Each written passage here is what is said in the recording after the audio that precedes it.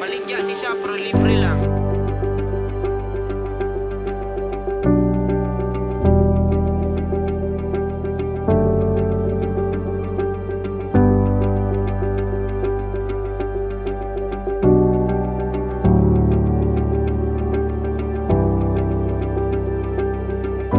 Gayon sa kabatan-unan sa Digos Central ug Igpit Central Adventist Church ang Global Youth Day dinhi sa Barangay Igpit, Digos City.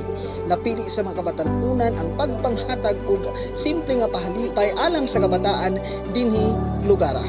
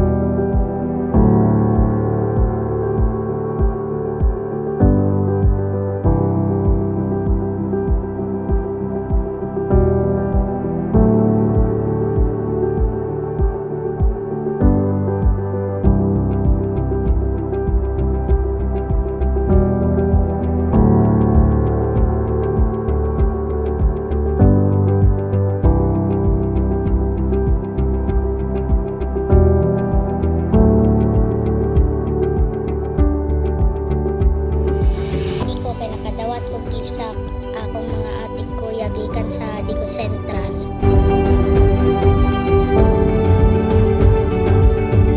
Ang kalipay dili lang sa mga gagming bata nga nahatagan og simple nga pahalipay kung dili sa tanang kabatan-unan nga nagpartisipar sa giatol nga Global Youth Day. Dili gyud masaysay ang kalipay sa mga kabatan-unan ug nagpasalamaton sa tanang panalangin nga gikan diha sa atong Ginoo. Sumala sa teksto nga Joshua 1:9, magmakusganon kita ug magmaisog, ayaw pagkahadlok og dili maluya kay si Jehova nga imong Dios magauban kanimo bisan asa ikaw paingon. Busa dili kita angay maluya ug mabalaka kay ang Dios nagauban kanato kanunay. Atong tabangan ang buluhaton sa Ginoo aron sa iyang pagbalik, dili lang ikaw ug ako ang makauban kundi kitang tanan ang makaadto sa iyahang giandam.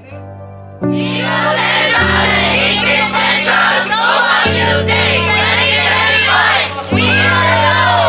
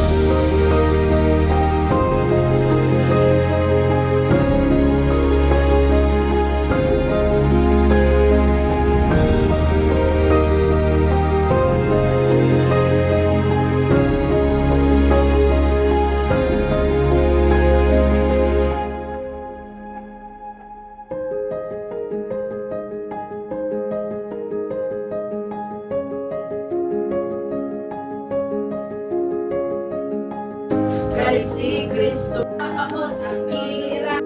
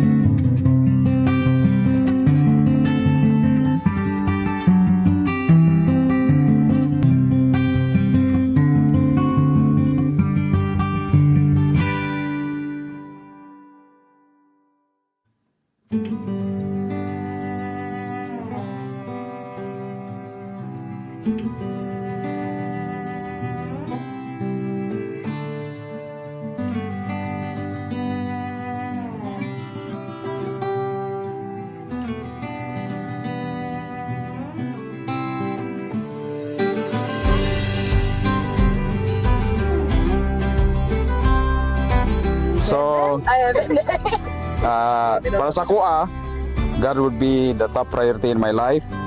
And then after ana, maong gini ako mga pangandoy sa akong life. Comfortable, no? I would like to have my family a comfortable life, no? Praying ihatag sa Ginoo. And then my goal is this heaven. No? So all of us, this is our target, no? Heaven good kay nga naman dili ta magpuyo diri sa kalibutan ang daghang kay problema, no? So this is our ultimate goal. My ultimate goal, I hope nga sa to apong tanan. So that is my roadmap, and God bless everyone. Amen.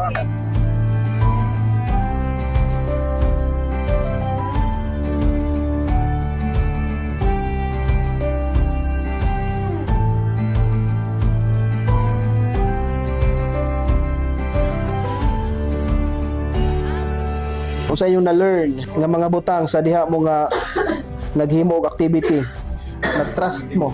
Disiplinado po kami sa grupa and sa teamwork, kumbaga pastor ba parang nagkakaisa lang kami ba, isa lang ang plano namin ganun. Opo.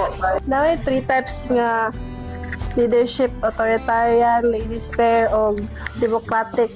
Ang among nakuha is authoritarian, which is the leader and the team. Kay kami man, even though among gina-consider nga si Sir among leader, so para sa mga is authoritarian may nga type of leadership kay na ang leader na ang team.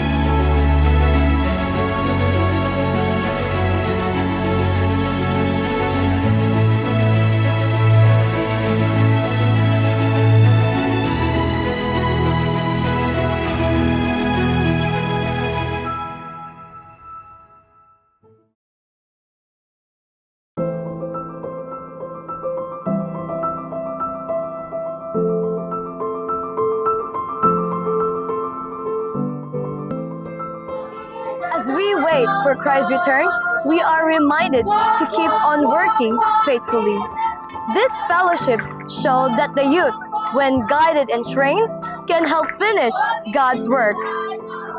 Truly, the event strengthened their bonds with one another and their relationship with the Father in heaven.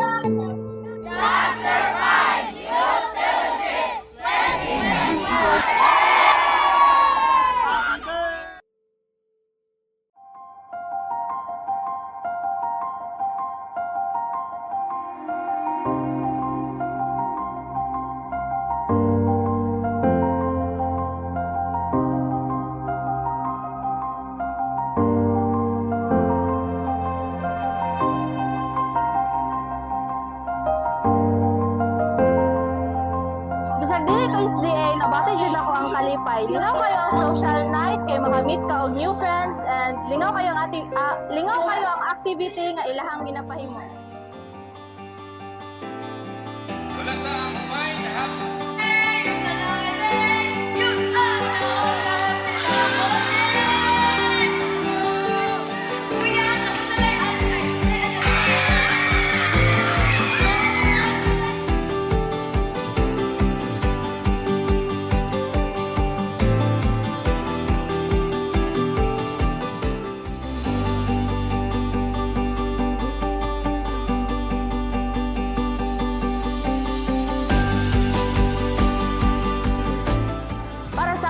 kay na-excite jud ko nagtan-aw sa mga bata nga lingaw jud kayo sila sa ato ang social night karon, and dili lang ang mga batan-on, as well as tong mga parents nila, mga haptong nga ni-attend po, ni-tanaw silang mga anak.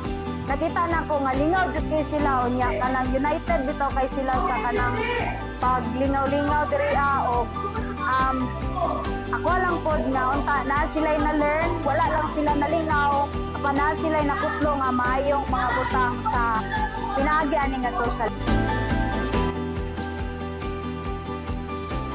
Youth alive, eh! Youth alive, eh! Youth alive!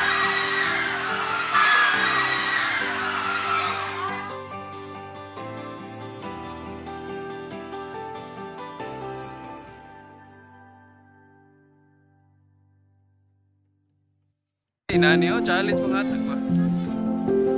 Ay, naglingi manoon.